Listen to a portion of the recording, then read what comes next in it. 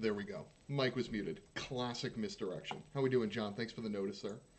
Just kidding. You didn't notify me. John, why didn't you notify me? John, why didn't you notify me?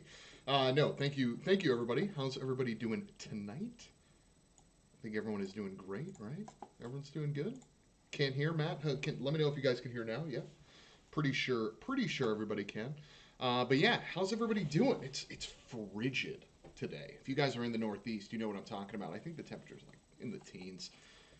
But I got there's a basketball court down the street from where I'm staying, and apparently there's people playing ball right now. People getting hoops in, getting some reps. You know what I mean? John, that's my go-to move. Ask Jamie. I'll give him a yeah, definitely. This is the third time I think on stream that I've just flat out had myself muted. The first time I did it, I think it was something like 10 minutes where I'm recording the podcast because I record the podcast at the same time as this live stream, but I had no idea that the stream was muted. So the people that were tuned in were like, "Wait, what in the actual fuck is going on? Is this guy talking? Is he just miming? Like, what is going on?" John says it's freezing here, like 35. Yeah, I don't know, man. Let me see what the actual temperature is because I could just be grossly exaggerating this. Yeah, 32. So it's literally freezing. But I feel like in the Northeast it's 32, but we always have this thing where it feels like, I hate that. I hate that. Matt says, you know where I'm here? Maybe I do. Maybe I don't. You're here for the car news, Matt. We have nothing about the Hellcat this week. I'm sorry. Oh, my man. Thank you for the stars, dude. I appreciate that. I appreciate it. 200 stars from Who is Fat Matt? If you guys haven't checked out his stream, give that guy a like, give that guy a follow, be a supporter, do it all. His stream is really awesome. He plays everything from ATS down the line. Literally anything. He rocks. Literally rocks. I got to change the chat settings before we start because for some reason it's just big. It is what it is. We might just have to run with it. Anyway. All right, shall we get started? Again, thank you, Matt. That rocks, dude. First dono on the stream, my man. I appreciate it. Shout out to Nikita for the follow. Thank you, Nikita, for that. Appreciate it. Welcome. For those of you that are new to the channel, this is Money Shift. We do two things on this channel. One, we have a weekly podcast recording where we record live. What we do is we talk about this week's car news. So the last 7 to 10 days worth of car news, roughly. And then sometimes we'll touch on some more historic things if it's really, really important. But I really, really want this to be a chat with everybody. So if you guys are talking, if you want to hear, I want to hear what you feel about the car news that we're talking about. We got a packed show today. There's a lot of stuff going on. So without further ado, I'm going to get the podcast going if you guys are okay with that. Let's fire up the good old Audacity machine. No, Nikita, thank you, my dude. And if I'm pronouncing your name incorrectly, I do apologize, but I'm happy you're here.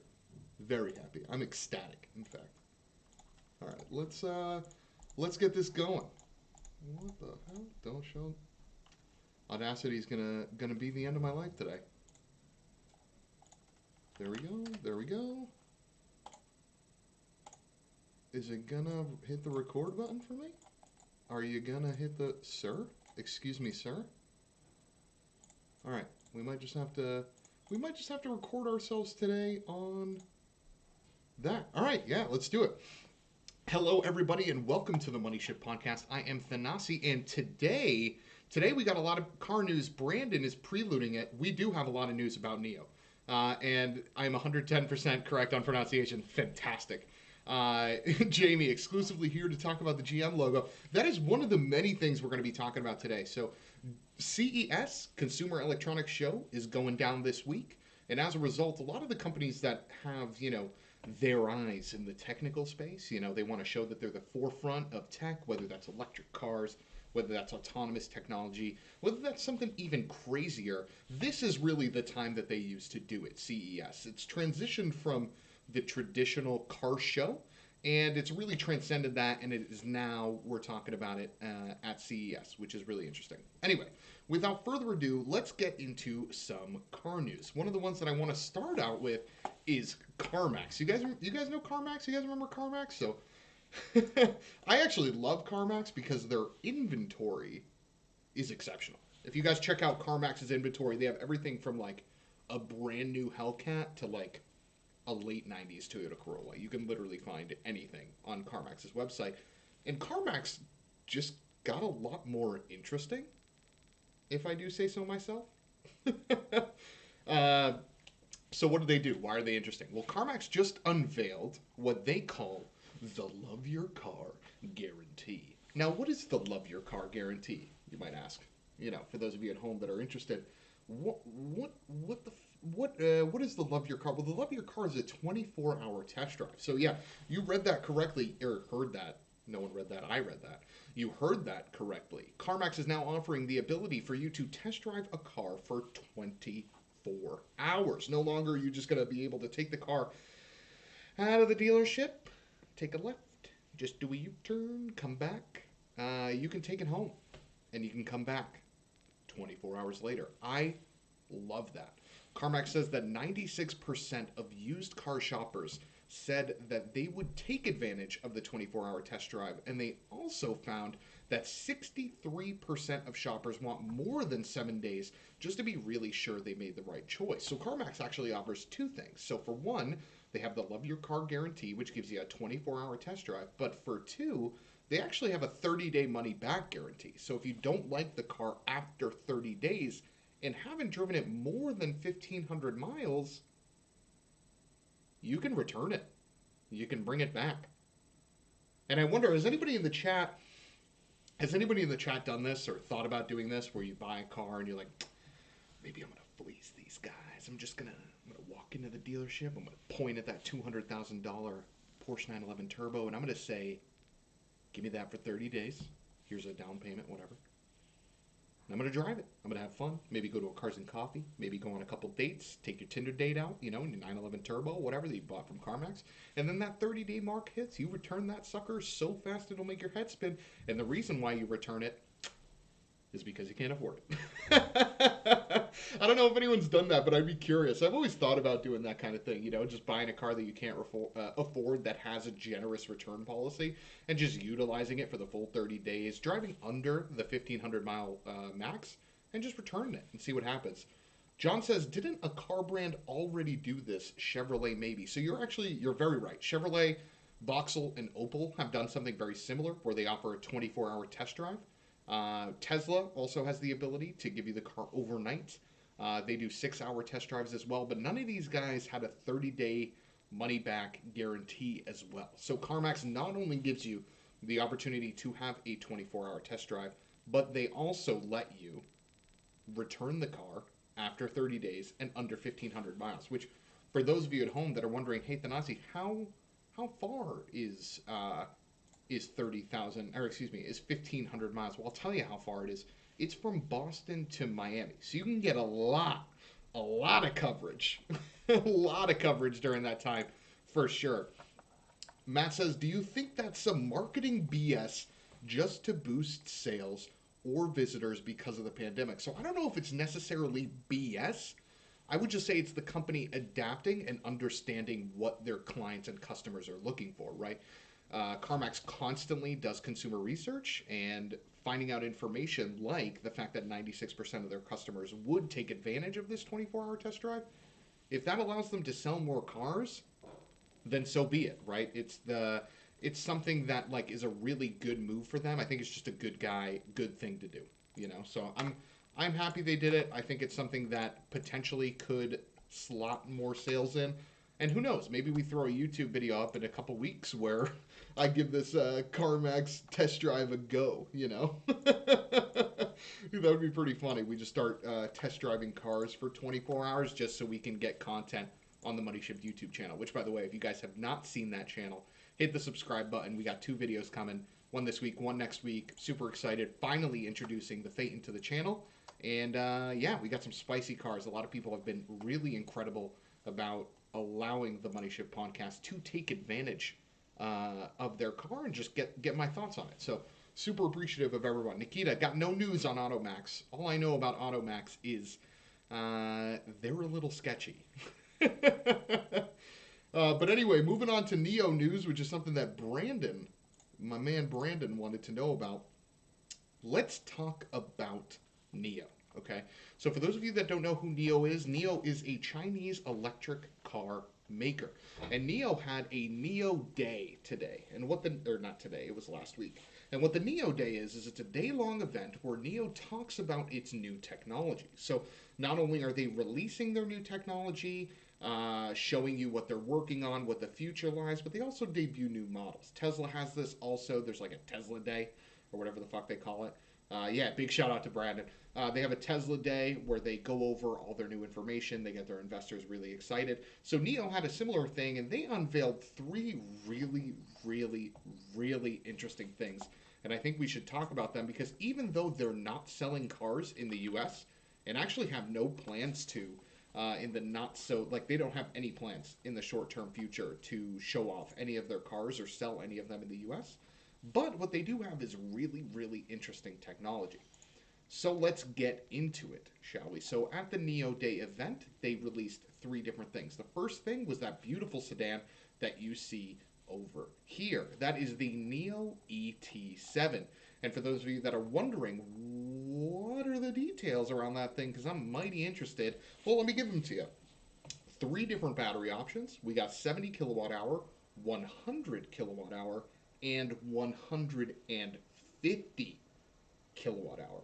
Okay, so what's the ranges look like on those? Well, you got 311 in the 70 kilowatt hour, you got 435 in the 100 kilowatt hour, and you have 620 miles of range in the 150 kilowatt hour version of this NIO ET7. 620 miles is 200 more than the highest range Tesla Model S currently. So that's no joke, right? 620 miles should alleviate any and all range anxiety. That's a lot of driving, 620 miles. Brandon says, I heard they plan to start selling globally at some point. They definitely do, but if you listen to their investor pitches, NIO outlines 2 real inroads towards short and long-term, relatively long-term revenue gain. Okay, they say 1, expansion in China. There's so many Chinese users and Chinese buyers, and the incentives in in China on electric vehicles is incredibly high. And they know that there's a lot of sales there that if they just focus on their home geo, they'll be able to grow revenue quarter over quarter, year after year, pretty easily. And then the second thing that they're doing is expanding into Europe, which again makes sense because the incentives for electric vehicles around the world, the 2 highest right now are China first, and second is Europe. So for them to just target those 2 geos, then they can worry about coming to the US, right? If they can own China, if they can own Europe, then expand into the United States, right? Nikita says, anyone want to buy a house? Brandon is your #1 real estate agent. Agreed, Brandon rocks. Check them out for sure. Jamie says, at what speed? This is the European standard for range there, right? Shout out to the homie Nikita for the stars. Thank you, man. Appreciate that.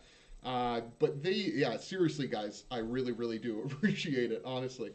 But these are the European standards. So the numbers that I'm comparing here are very similar to what Tesla has listed, which is 400 miles for their top Model S. So continuing here, these are dual motor, all-wheel drive machines. They do 0 to 60 in about 3.9 seconds. And they also have NIO's NAD technology. I can't make that shit up. It's NAD. And you're looking at it right there. That's NIO Autonomous Driving. NAD utilizes 11 cameras, ultra-long-range LiDAR, 12 sensors, 2 precision positioning units, and supercomputing to give it what they claim, the most superior autonomous abilities in the game. Now, for those of you that know a lot about Tesla, know that Tesla leverages cameras only, pretty much, right? Elon has said, that LiDAR is something they just don't need. It works for Tesla, so we should too, says Jamie about the interior. Yeah, you guys are totally right. This is definitely on the blander side.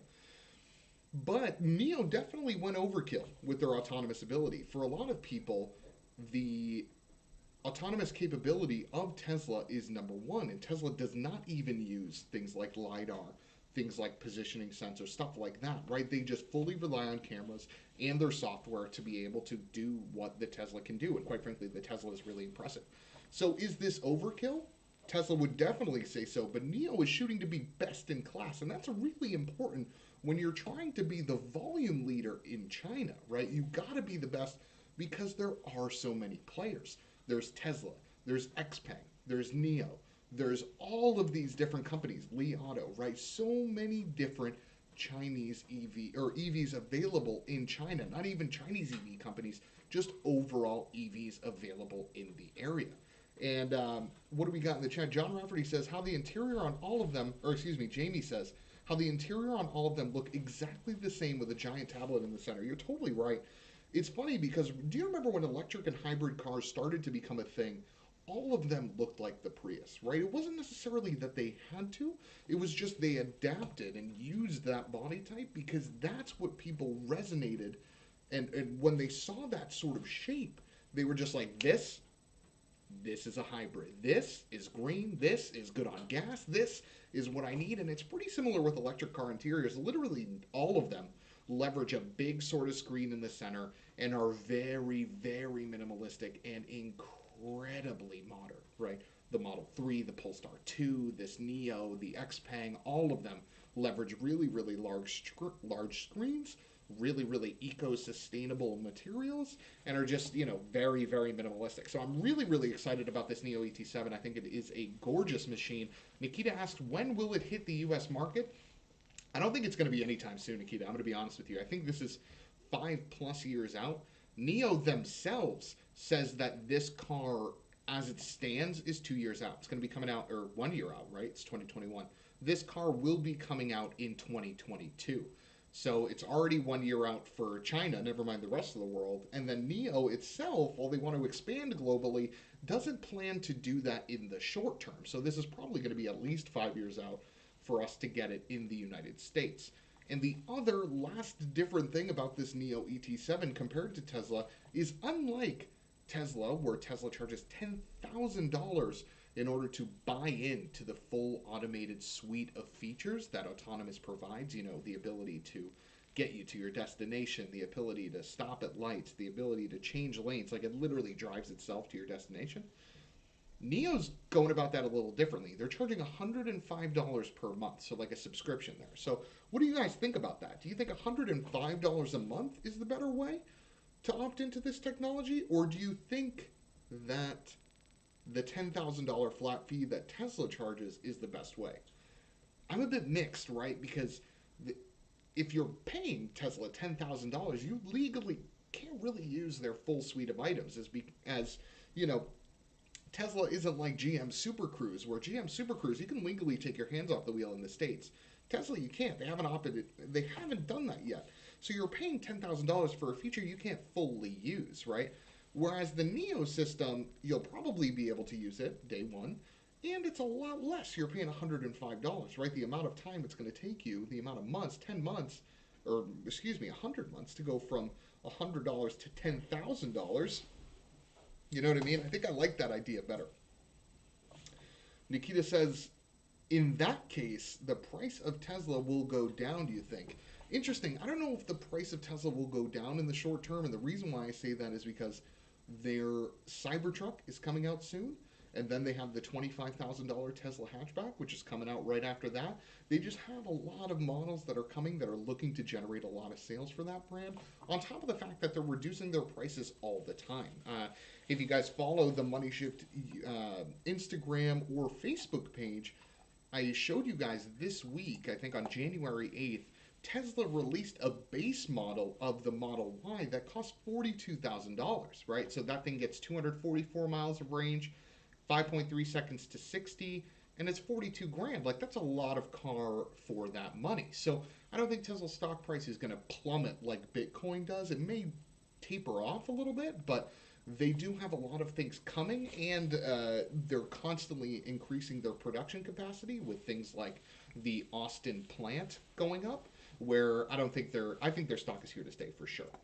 Jamie says, will be interesting what happens legally with cars like this in terms of software and owning your own car in situations like used car or salvage title rebuilt ones. Yeah, the Tesla experience with that has been incredibly interesting, to say the least. But the last two things I want to cover on NIO before we switch that they debuted at their NIO day were, one, the 150 kilowatt hour battery option that we talked about. So that is something that is first for a production vehicle, is to offer a battery pack of that size. But not only are they offering a battery pack of that size, but it is one of the most energy dense battery packs possible. It's 50% more energy dense than their 100 kilowatt hour battery pack. So what does that mean for us lay people, right? What does energy density really have to do with battery tech? Well, that means it'll have better battery life long term. It'll have better range, which we talked about in the ET7 over here, that it pushes that car to 620 miles of range. That's a shit ton. Like, that is a lot of range, like a lot of range, okay? And then this third thing is it's a higher charging efficiency. So that means that it'll be able to charge quicker or charge the same speed on less charge. So that's pretty incredible, but the most incredible part about that 150 kilowatt hour battery pack and on NIO in general is you'll actually have the ability to swap said battery pack in your existing NIO product. So let's say you were an early adopter of a NIO, right? You got it the first year or the second year or something like that. And you want to update to the 150 kilowatt hour battery pack, you can. That's pretty incredible because you can't do that on the existing Tesla, right? Like if I had a Tesla Model 70D, I got a 2017 Tesla Model S 70D, and maybe I got a promotion at work and I'm going to start driving more, whatever, or I just wanted to get the 100 kilowatt hour battery pack. There's no option for me to get that from Tesla. NIO has that, and they're offering it for all of their cars. And if you get the 150 kilowatt hour battery pack into one of your older NIOs, it pushes all those cars to over 500 miles of range, which is exceptional. Brandon says, did they mention that the battery pack will be compatible even with their older models? Yes, so that's exactly what I just touched on, it is, and it's available for all of them, and that is really, really cool. And that coincides with their announcement that they're opening battery swapping stations all around China and Europe as well. So you'll have the ability to drive in, swap your battery, and leave. And this could be for a variety of reasons. One, it could be for charging. For some people, where they can just charge your battery, swap it in. Another could be you're upgrading your battery. Like we said before, you're going from the 70 to 100 or 70 to 150, whatever, kilowatt hour battery pack, which is pretty cool. So NIO is really changing a lot of the game by being one of the first to market with LiDAR and a really advanced system. And then they're also adding big battery packs. Matt, thank you again for the stars, dude. I truly appreciate it. Thank you, everybody that is watching right now. I am Thanasi. This is the Money Shift YouTube podcast. And super excited to have you guys along. We're on Facebook, we're on YouTube, and we're on Twitch as well. We just talk car news here. So if you guys want to hop in the chat, give your input, your opinions, that's what we're all about. So thank you for tuning in. I truly appreciate it. But that is all we got from NIO. I'm excited to see what they're able to do long term.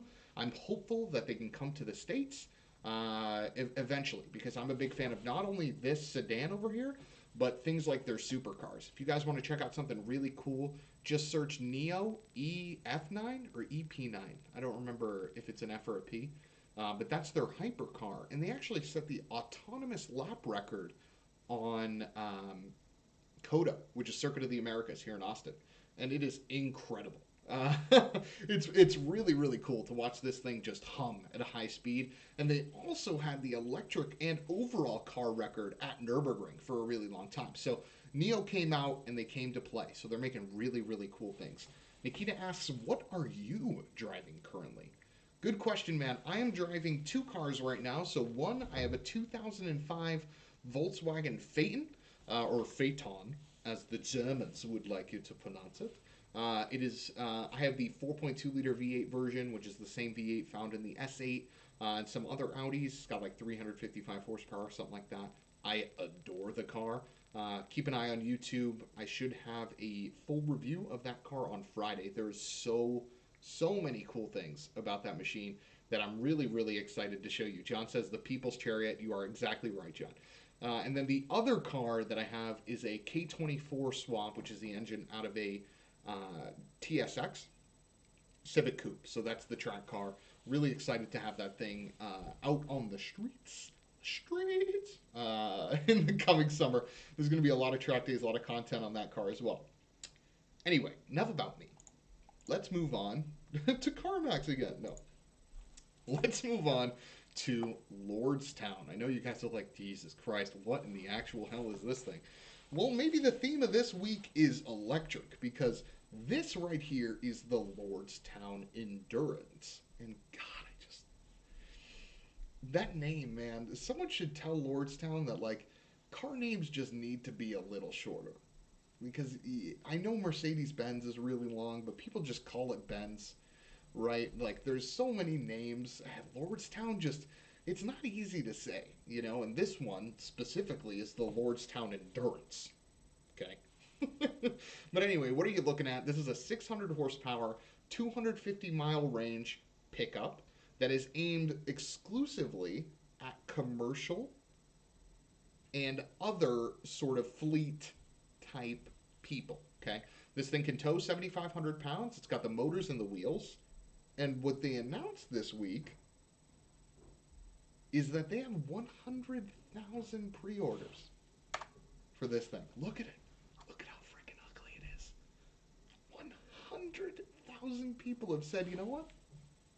I want this car. I want this thing. I want it in my garage.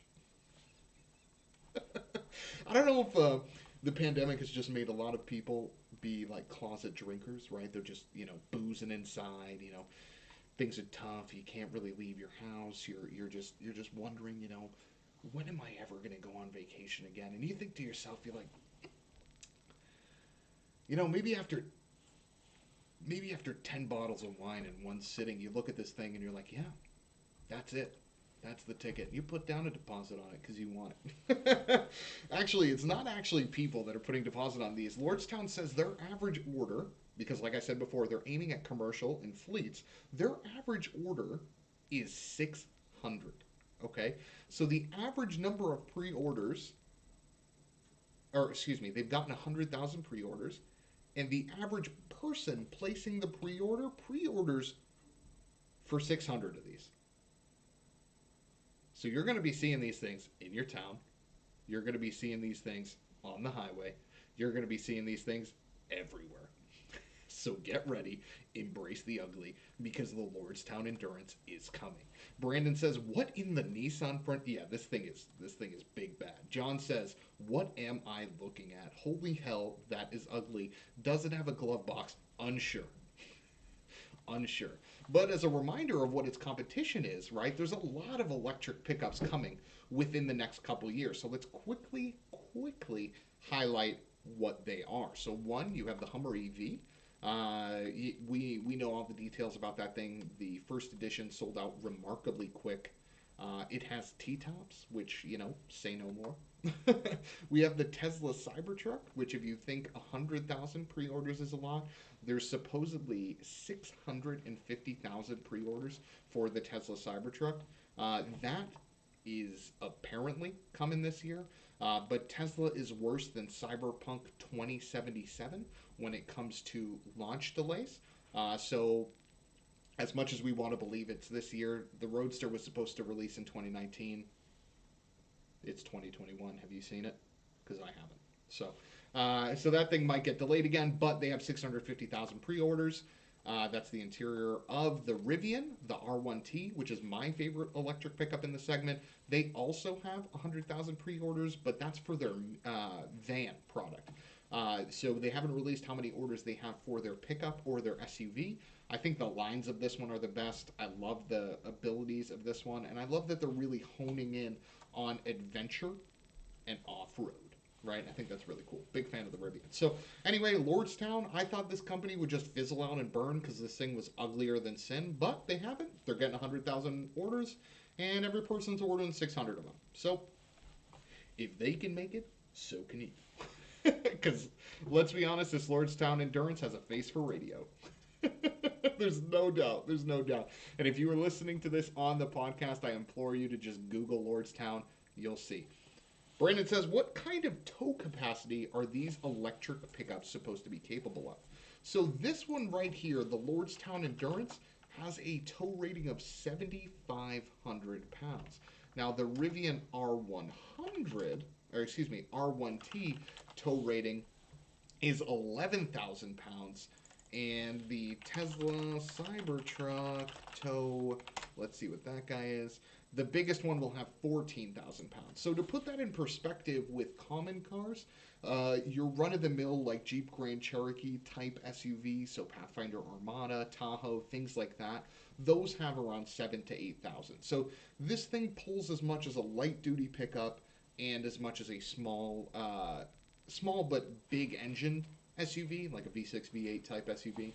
So nothing crazy, but also nothing to snooze at. Like 7,500 is enough for most people to do what they want to do, right? And let's be honest, if you have 250 miles of range and you're towing something, you're likely not going to be towing something incredibly heavy because your range is going to plummet if you're towing something, right? So, and that's just a given.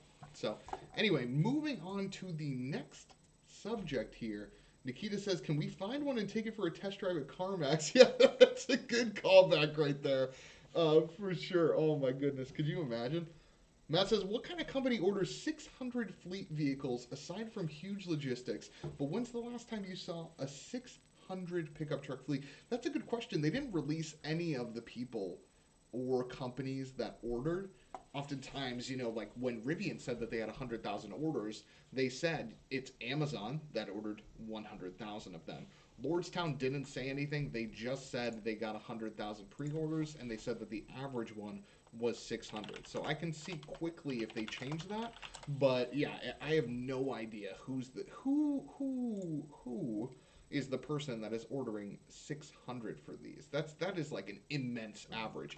But I will say that they said government fleet operators, U.S. military fleet representatives, and other people are. So maybe that's just towns, state municipalities and things like that are just buying these in bulk in hopes that they can replace their fleet, because a lot of towns, states, and whatever do have emissions that they have to abide by. So, changing to electric does help that. So we'll see. Brandon says, I smell cat. Yeah, you could be right, my friend. You definitely could be right. Anyway, let's move on to hopefully some prettier news. Okay, this is the brand new Jeep Grand Cherokee. And for those of you that don't know about this or care, quite frankly, anyway, the WK2 generation of the Jeep Grand Cherokee, which was the last one, actually launched in 2011. So the Jeep Grand Cherokee had been going on for 9 years. Now, it received a pretty decent update in 2014. They revised the styling, they improved the interior, but that was it. I mean, they dropped a couple motors, things like that, but it wasn't a big change, right? People were wondering when that was going to come, because it had been the same vehicle again for 9 years, and here it is. So this actually just isn't any Jeep Grand Cherokee. This is the Jeep Grand Cherokee L. And like you just saw in that last picture, it is the first time in its history that it is a 3-row SUV. While they're not saying what L stands for, I'll just fill in the blank. It stands for long boy. There's no doubt about it, right? This thing has a 3rd-row seat, and it kind of needs it, right? Because while the WK2 Grand Cherokee was impressive, a lot of people would just skirt it and buy a Subaru Ascent. They would buy a Honda Pilot. They would get a Ford Explorer. All of these things that had 707. Matt says, can't wait for 707. Thank you for the 200 stars, Matt. I appreciate it. You're almost at 707 stars. Just throwing that out there. But yeah, so the Jeep Grand Cherokee L now means it has a 3rd row. So they can finally get a segment that they haven't been able to. And while the Grand Wagoneer is coming, and that also has 3 rows, Jeep hadn't had a 3-row SUV up until this point. And that seemed like a very big opportunity and hole that the brand could easily fill. right? Like, they easily could have done that with the Jeep Grand Cherokee, the previous one, but they didn't. So now they're actually releasing the 3-row one first, and we'll get the 2-row one next year, which is kind of weird, but anyway. As far as the styling goes, John says big nope. Nikita says he loves the red color. I agree. It's a gorgeous red color. Matt says nice. Can't wait for that to have 707 horsepower. Yeah, I agree. I will say, Matt, I am curious as to how this will look in SRT form, because it seems like this Grand Cherokee looks more chiseled, rugged, off-roady than previous generations of Grand Cherokee. Or at least than the previous generation, exactly, than the previous one, or even than the generation before that. So it'll be interesting to see how this transitions to an SRT or to a Trackhawk, because I don't know, like the last generation Grand Cherokee wasn't as, off-roady kind of thing.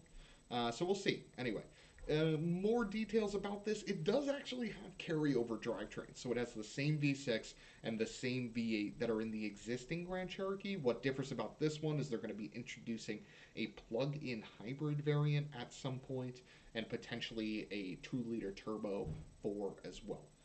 So that's all good news. In terms of the interior, they have an 8.4-inch standard display with 10-inch optional. It has Apple CarPlay, Android Auto. It also has cameras inside, as you guys can see over here, where you can look at from the driver's seat what the people in your second row seat and what the people in your third row seat are doing. So when you drive your kids to prom, there's no funny business. You hear me, Johnny? No funny business. I got the camera on. Okay. Cut it out. But seriously, what in the fuck are you using that camera for if it's not to snoop on your kids? Right? Like, what are you using it for? Nikita says, what do you do for work? My friend, I am an app marketer. So I do marketing for mobile games. That is my full-time gig of work. But hopefully, should this stream take off, this would be my full-time gig, as being an automotive journalist. Because let's be honest, that is my passion. Huge affinity for cars and anything cars, as you guys can see by this channel. So hopefully one day we can transition to that full-time. But for now, that is the daily gig. John says, 2-liter turbo 4 in that behemoth. Are they drunk? They put it in the Wrangler. They put it in other things. Why not this? John says, why you got to stare in my soul like that?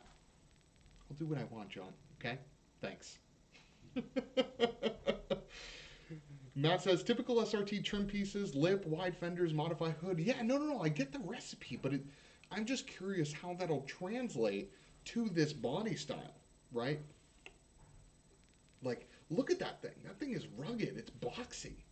How is it going to look as a SRT? I think it'll look good, but I don't know. We'll find out. We'll find out. Nikita, hold on to that question. We'll get to that question at the end of the podcast. We have sort of like a general back and forth. I don't want to stray too far off course right now, but I definitely want to answer that question in just a second. So going back to this, it does have carryover drivetrains for now. They hope to introduce new things like plug-in hybrid technology and stuff like that later on.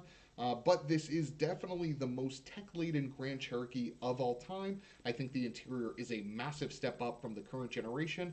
And Jeep has a lot of clout, right? Oh, Brian with the 99 stars. Brian, thank you, my dude. Thank you for tuning in. And for everyone that's watching right now, hit that like button on the stream. Let's get this, up to that 10 viewer count plus. Let's have some fun here. So if you guys haven't liked the stream already, shared the stream, followed the stream, please be sure to hit all of those buttons. I love you. Thank you so much, Brian. Appreciate that. But no, I'm genuinely excited for this thing. It starts at $40K. Which is a good price point for it to be at. And like I said before, Jeep has a lot of clout that they just haven't used, right? Jeep has a really powerful brand name. And because of that, thanks for the share, John. Appreciate that. Because of that, they can command larger prices, which is why the Grand Wagoneer is going to touch 6 figures.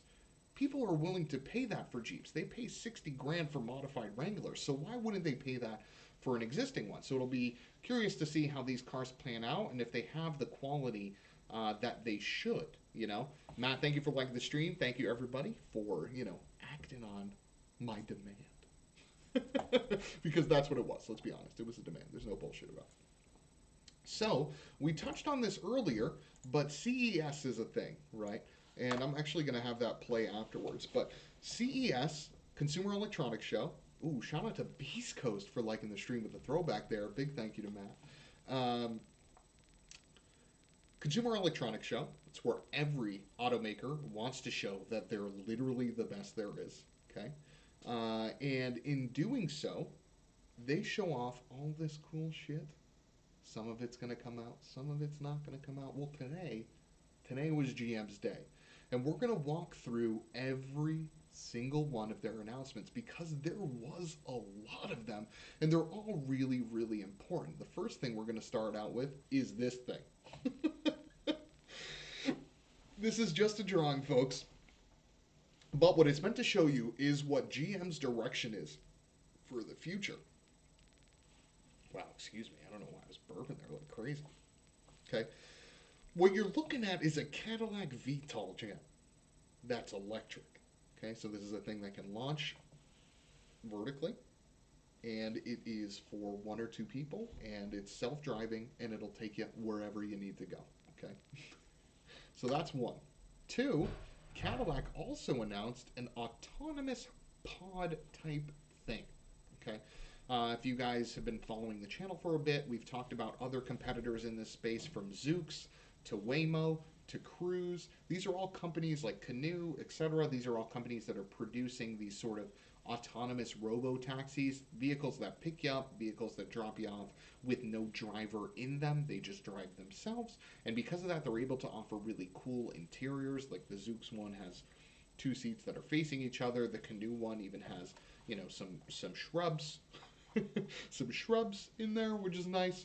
But the Cadillac one has a freaking fireplace in it. A faux fireplace. And loads of luxury. Okay? Brandon says, that looks like a Hot Wheels toy you'd get in a Happy Meal. You're totally right. This is... this is an uninspiring design on the exterior, if I do say so myself. But then the next thing from Cadillac is this GIF that I'm showing you guys if you're watching the stream right now. They tease their... Oh my god, I'm going to get the name wrong. Let me just 100% look it up. Yeah. Celestique is the actual name. Celestique? I think, is that... Yeah. The spelling, okay, for those of you that are listening, is Celestiq. You see it right there. Celestique. This is Cadillac's sedan, right? This is their answer to the Model S. And we got some details about it, but nothing crazy. Nothing crazy in terms of the details. The details that we got are insane.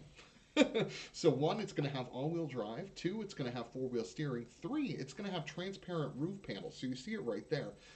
This isn't new. If you look at Doug DeMuro's review of the Toyota Venza Hybrid, you see that it already has that. It's I'm going to botch that word. Electromagnetic? It's not magnetic. It's electro something else, isn't it? I don't know. Anyway, whatever. The technology, what it has the ability to do is to instantly frost the glass, right? You see it right there. But the difference on the Cadillac is it's able to control 4 different quadrants. So if someone in the front wants to have it dim, but someone in the back doesn't, they want free light all the time, bang, flick of a switch, you change that, no problem. So Cadillac is entering the segment that is now populated by the Tesla Model S and will eventually be populated by the EQS from Mercedes and the electric BMW 7 Series. It should probably command a 6-figure price tag. It should have over 300 miles of range, which is really nice.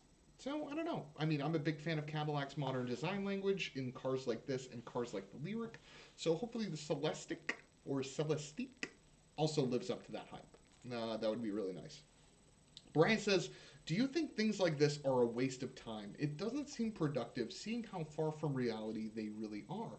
And yeah, what Brian's referring to is things like this, like the VTOL jet, even things like this that are like pretty far off from reality. I mean, if we're talking about autonomous robo-taxis roaming the street, we're years off of that. Not months, years, right? So I do think it is, I don't know, a little frustrating to see stuff like this. But at the end of the day, it also does show you where the brand's vision of what they think the future will be like, right? Cadillac wants to be able to offer you a luxurious robo-taxi to your destination. they want eventually to be able to do that by air, right? So knowing the company's direction does help things like stock price, and it helped it dramatically. The company's stock today rose to an all-time high of $50 plus, all time, not year, not 5 year, not 10, all time. That's incredible, right? But their biggest announcement, or one that I think will have the biggest effect on GM overall as a company, is this guy right here. Okay? We talked about electric stuff all the time. We've talked about a lot of electric stuff today, but what we need to cover is GM's new business. So GM is launching a new company called BrightDrop. BrightDrop. We just got over talking about how Lordstown is a shitty name, and GM is dropping BrightDrop? BrightDrop? For a car? What is this? Like a solution you add to your water that gives you a high energy in the morning? I'm looking at you, G Fuel. Like what? No. BrightDrop, come on! Like you're a company that's been around since the end of time. You have names like Oldsmobile, names like Saturn, names like Pontiac, and you're giving this thing the BrightDrop name? Anyway. Before we go on too much of a tangent about why this is probably the second worst name in the car market today, right behind Lordstown, this is the BrightDrop EV600, and this is GM's foray into the electric van segment. So this thing has 250 miles of range, I believe. Let me confirm that. 1 second. Yes, so it has 250 miles of range, and just like Rivian, they've already gotten orders, and their order was from FedEx. They've ordered 250 of these, I believe, already, which is a far cry from the 100,000 Lordstowns, but they just announced it today, so I bet you that number is going to go up. GM says the game changer about BrightDrop is that it's a one-stop shop ecosystem. End-to-end, BrightDrop could help with delivery fleet needs. So they declined to talk about pricing and details, and we know that the Canoe costs $33,000, their electric van. But BrightDrop will be sold through a new independent sales and service network, so you won't be able to buy these things at your Chevy dealership, at your GMC dealership, at your whatever dealer. It's going to be a BrightDrop entity. Nikita says you look much better without glasses. Thank you, sir. I appreciate that. The first 500 vans will go to FedEx, and the broader availability of the van, just like the cure to the virus, is expected in early 2022. The EV600 is going to be the first vehicle to use Ultium battery technology, which is GM's evolution and second generation of their battery tech. The automaker has literally spent billions on this battery technology, so hopefully it lives up to the mark. I'm just really excited. I think this is a large market. GM estimates that the combined availability for market opportunity is $850 billion. So it's safe to say that producing a vehicle that can fit this segment is one that could generate them a lot of revenue should they be able to rise to the top in terms of, just abilities. And Mercedes is coming out with a Sprinter. Rivian has a van. Arrival, which is a company doing micro factories, really cool stuff. Check them out on YouTube if you haven't already. There's Mercedes coming out with an all-electric transit van. There's Ford, Sprinter. Ford is coming out with an all-electric transit. So a lot of companies know this. A lot of companies are getting in on it. So this is just GM's offering that they're calling the BrightDrop EV600, which I hate so much. And it's actually the second vehicle that BrightDrop is offering. The first vehicle is the EP1, which is an electric-assisted pallet. So when a UPS driver puts a lot of stuff on a dolly? This is that, but it's just electric assisted. So it helps the guy move the stuff, helps the girl move the stuff, which is really cool. So these should be coming out in a couple years, and it'll be interesting to see, but this is a really great announcement from GM. So super excited about that. The last announcement that they made at their CES unveiling was the Bolt. The new Bolt is coming. And it isn't really new. It's actually just a refresh.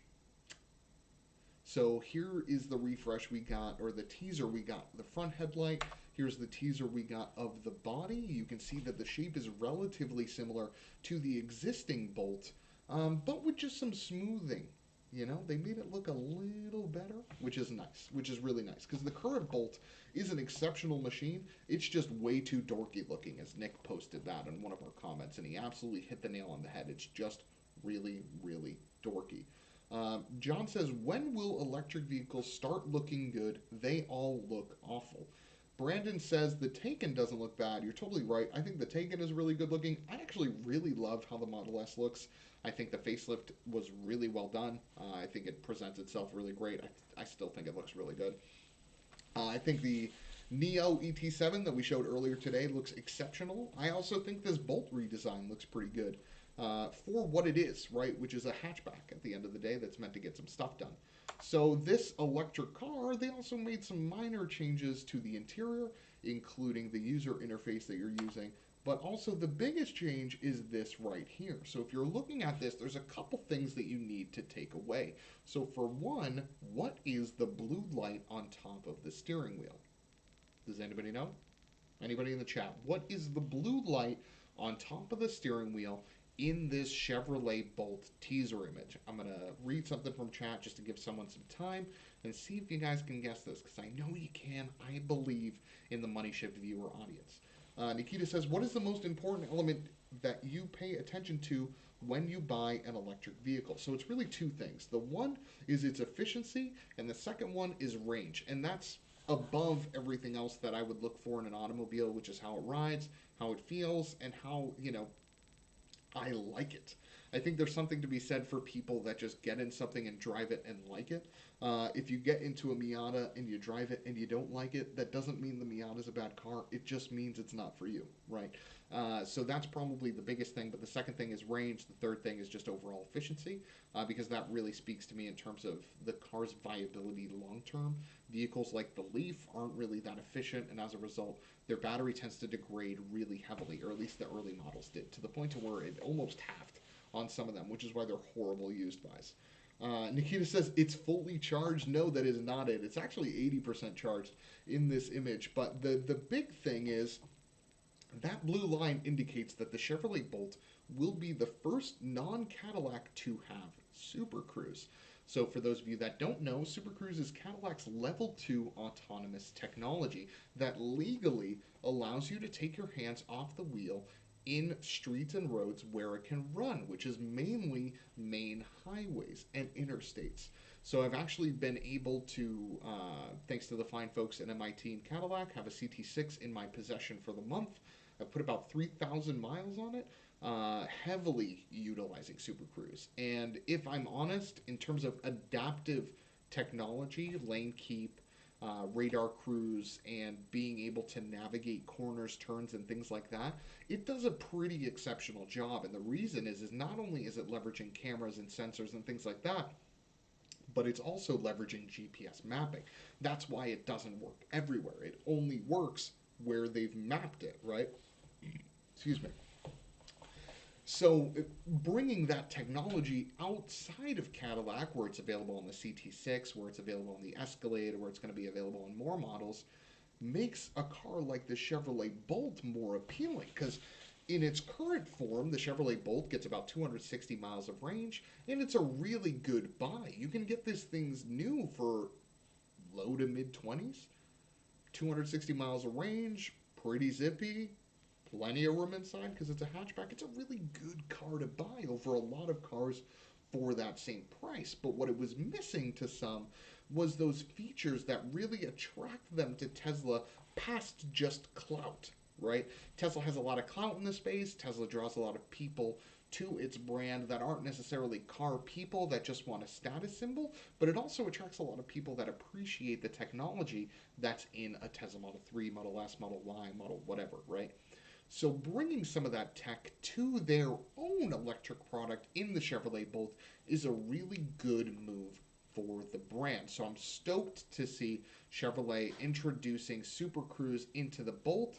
I'm hopeful that it has some increased range. The fact that it's 80% charge here but has something like 230 miles of range left in this image, shows to me that at 100% charge, it should have well north of 270 miles. Hopefully, they can hit that 300-mile mark because, again, this is not on GM's new battery tech that they unveiled for the EV600. This is on the old school stuff, the existing platform. So if they're able to drive an extra 40 miles of range to get that thing to 300, that'd be a really good mark. Because even though people don't need that many mileage, let's be honest, the max mileage that a lot of people drive per day is under 30, which is why the original Chevrolet Volt had 30 miles of electric range, right? That was their logic behind it, not because they wanted something with as low range as possible. They just wanted something that fit the majority of people, and it did. So for this car, well, the difference between 250 to 300 in actuality isn't crazy. In the minds of many, it's huge. It's like paying $9.99 for something or $10.50, right? Even though it's 50 cents, that difference to a lot of people is huge because the number in front, it's a 9 instead of a 10, right? So I'm excited for them to do that. I'm excited for them to bring Supercruise. I'm hopeful that more people buy the Bolt. It's too overlooked in the electric car segment. If you guys are interested in an electric car, they're fantastic used buys as well. You can get them in the teens, which is incredible. So if your driving range is under 240 miles a day, check one out. They're really, really good machines. Really, really good machines. All right. The last machine that we got to talk about is a car from our automaker of the year. So if you guys tuned in last week was our award show where I touched on the best vehicles and brands of 2020. And much to the dismay of a lot of people, okay, I got a lot of messages, not just you, Matt, I got a lot of messages saying, Thanasi, what are you doing picking Hyundai as your brand of the year for MoneyShift? What does Hyundai bring to the table? Why are they the brand of the year? What about Honda? What about Toyota? What about, why is Hyundai your brand of the year? And I'll tell you, it's because in 2020, in 2021, in 2019, in 2018, Hyundai was better than Honda. Hyundai was better than Toyota, okay? They were better in all respects. What has Honda done in the last 3 years that isn't named Type R? That's worth a damn. Tell me. Because it's not the Ridgeline redesign, okay? It's not the HRV. It's not the CRV. It's not the Pilot. It's not the Transport, which is just a Pilot cut in half. It's nothing, okay? Yes, they make fantastic machines. There's no doubt about that. The new Accord is an exceptional car. The CRV is a solid SUV. The Pilot is a good 3-row SUV. But in terms of making standout machines and impacting the overall automotive landscape, Hyundai right now is the best in the last 2 years. There's no doubt about it. And Hyundai is looking to make a case to potentially be the 2021 brand of the year as well. They are. They really are. And they're doing it with stuff like this. Okay? What you guys are looking at right now is a teaser for the Hyundai Kona N.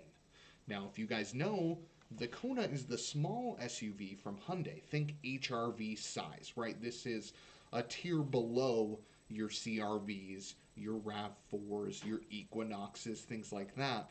It is really, really small. It's more like a lifted hatchback than it is an SUV, right? It's that genre of vehicle that 10, 15 years ago would have been classified as a hatchback, would have been created as a hatchback, but because the people in the States just don't buy hatches, they made them all SUVs, right? It's why we lost the Fiesta and why we got the EcoSport, things like that. John says, my man, Hyundai is killing it. The new Accord is nice, though, but that doesn't make up the difference. I agree. The new Accord is really, really nice, but what it's not is exceptionally better than the Sonata, than the K5, right? John says you could argue Kia, too, but, same. The only reason why I would put Hyundai above Kia is for things like the Sonata N line, the Elantra N, this Kona N, which we're going to talk about in a second. The Kona Electric, like Nikita talks about, that has 258 miles of battery range. They also have a Kona Hydrogen, the Nexo. So they're doing a lot. They're doing a little more than Kia. Kia is exceptional. They have the K5, which is really nice. The K900 is beautiful. And the Stinger, how could we forget the Stinger? And the Telluride is one of the best, if not the best, SUV available right now. There's no doubt about it, but I just think that Hyundai edges it out a little bit just because of its performance models that they offer, and because we're a performance-driven show, let's be honest. Caleb says, kinda looks ugly as fuck, though. It is a little ugly, but let me talk about the details of this thing and why I'm actually really, really jazzed about this car here. So, before I do you guys remember a little car known as the GLA? Kurt says, Money Shift is the only shift I work. My man. Brandon says, looks like it's built like a Lexus UX size-wise. You're actually 100% right. This is Lexus UX size in every shape. Okay. So do you guys remember the Mercedes GLA? This was Mercedes' small SUV that was effectively a lifted A-Class, right? It was literally a hatchback that was slightly lifted and marketed as an SUV. Everyone loved it. Why did they love it?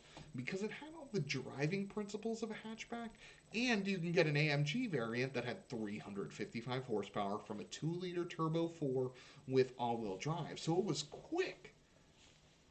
Mercedes said, oh, to all those car people that love it, this is what I'm going to do. I'm going to turn it into an X3, and that's what they did. The new GLA, if you guys have seen it in person, sucks. In my view. It's probably a good machine to drive. It's probably worth it. But what it doesn't do, okay, is look like a hatchback anymore. It now looks more SUV-like than ever before. It's like they sent a survey to all the GLA owners and asked them, hey, what do you guys want? What are you missing in the GLA that you're not getting today? And everyone said more size, more height, and it ruined the GLA. Because like John said, the GLA, screw it, because we didn't get the A-Class. You're right, but at least the last-gen GLA was close to the A-Class. The current GLA is a far departure. Very far. But the reason why I bring up the GLA in the same sentence with the Kona is because that's what this Kona N is.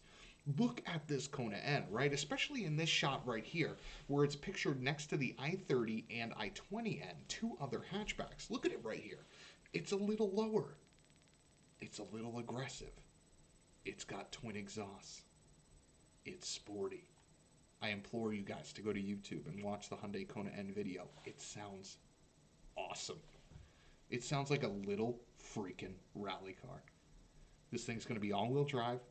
It's going to have the Veloster N engine, which is a 2-liter turbo 4 that makes 275 horsepower, at least. At least. Okay, so it's all-wheel drive. 280 horse turbo 4, at least. It's going to have launch control. It's going to be nimble as fuck. It's going to be fun. What's there not to like about this thing? How can you look me in the eye and say, Thanasi, I don't like this Hyundai? What? Get off your high horse, people. I love Honda as much as the next guy. I at one point this year owned 3 Honda Civics, okay? I loved Honda. I love Honda. I continue to love Honda. I love Toyota. I love them, and I will continue to love them. But that doesn't mean Hyundai is bad. Folks, you just got to accept it. The Kona N is going to be legit. The new Elantra N is going to be legit. The Veloster N is legit. The Sonata N line is legit. The Sonata overall is legit. The Kona, you know, like, just accept it, folks, and it'll make your life so much easier. If you just don't harbor the hate that the Kona N erupts in you, you know? Got a little fly there, yikes. John says the Kona fully kitted out looks great too, so I have high hopes for this. Yeah, I agree, man. Like, who doesn't want a brand to make the case for a spicy little car like this? Because you know what that does? If this car sells well, the Kona N, more of them come. We get an HRV Type R. You heard it here first. Okay? You heard it right here first today on Money Shift. Okay? So I'm super excited about this thing. I'm super hopeful that it will continue to exist in its life, and that it'll depreciate incredibly well, so that I can get one for like $8,000 in 10 years. Oh boy. Yeah, it's going to look great for sure. Only renders for now. You're totally right, John. But if you look at this image and if you look at them closer, I'll maximize this image for you so you can sort of see it. It looks pretty incredible. Like I'm actually genuinely really excited for this thing. That's it. I'm excited for a Hyundai. I said it. I said it. Oh, what have I done? What have I done? Is everybody still there? Did I just bork the stream? Nope, everybody's there. Amazing news. Okay, sorry everybody. I'm unsure what the fuck I just did. Let me do that. Let me change that back. Sorry about that. That's what happens when you hit... Yeah, sorry about that. That's what happens when you hit something with the stream on Streamlabs OBS and you don't know what you're doing. So, it is what it is. I'm not an accomplished streamer like Matt is, you know? So, alright. That is the bulk, the meat and potatoes about the sound show. John says echo. Hopefully I solved that, John. Sorry about that. T, pull up some renders real quick. Yeah, I can do that, dude. Let me, so we're going to turn off the podcast right now, so we're done, which is great. So thank you guys for tuning in for the news part. Now let's just get into questions. Let's just have some fun. Let's hang out. I want to show you guys what people think this is going to look like, because I truly do think that it is going to be an amazing machine. So let me pull up some renders so you guys can see what this thing will look like. Let me just reformat a little bit of the things here so you guys know. You guys don't have to see some stuff. There we go. Yeah, some other car news this week that was interesting. Did you guys hear about the what's it called? The autonomous Indianapolis 500 race that's going to happen in a couple of years? At the Indianapolis 500, they're going to be accompanying that race with an autonomous race. So it's going to be people that are racing cars without people in them. That's going to be fun. Hopefully it doesn't end up like Robo-Race, you know what I mean? Nikita says, Call of Duty mobile game, your thoughts. Can you be more specific for me? What are you looking for in terms of my feedback on the Call of Duty mobile game? In terms of the company, I think it's a great company. They really do know how to conduct live ops, which is how to generate revenue within those games. They're really fine-tuned on it. Yeah, John says, autonomous races, rolls eyes. I don't know, man. I understand why everyone's pissed in the sense that it's like, you know, guys, if we have autonomous races, that means that we no longer will race. We won't be needed. The robots will take over. And I don't actually, you know, I don't think that's the case. Like, there's always going to be a reason for why people will race. You know what I mean? Like, autonomous will never fully take over the landscape. So I'm not worried about that. All right, let me show you guys what the Hyundai Kona N renders look like. Oh, the interface. Yeah, I think they did a really good job. I think they did about as best of job or good a job as they could have done in given what they had. You know what I mean? Like, you're interfacing a game that was entirely designed for console, and you're trying to put it on mobile, right? That's no small feat, and it's no small feat to do it successfully, and they've done it successfully. They're making a good amount of money. They're getting constant users, so I think they did a really good job with it. So yeah, so this is the render of the Kona N. This is from Car Scoops. This is from Motor One. That thing's gonna look hot. Look at that thing, man. That thing looks sick. That thing looks sick. Right? That looks awesome. I'm super excited. And John points out that the kitted out ones look awesome. Here's a prior design body kit on a Kona N. Look at that thing. I mean, on a Kona, just a regular Kona. It looks awesome. It looks so awesome. Like, this thing's rad. And now, right, the thing that was missing on the Kona before was the fact that it had a dry dual clutch. Okay, and what that meant is that it didn't shift with the precision or with the feel that you would expect in, you know, say your Volkswagen Audi product or something else. It shifted harsh, slow, but the new dual clutch from the folks at Hyundai is aggressive, and it's really, really nice. It's available in the Veloster, and it's just good. Like, there's no doubt about it. Here's a last render for you.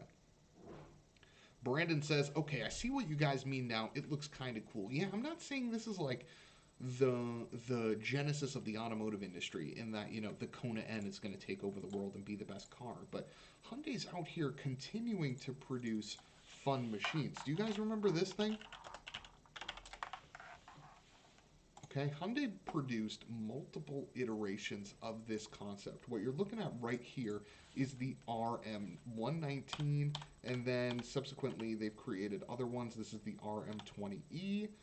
This is the RM19 concept, but effectively what you guys are looking at is a rear-engine Veloster, right? You guys remember the Clio V6 that had the engine in the rear? Yeah, that's what this is, but for Hyundai.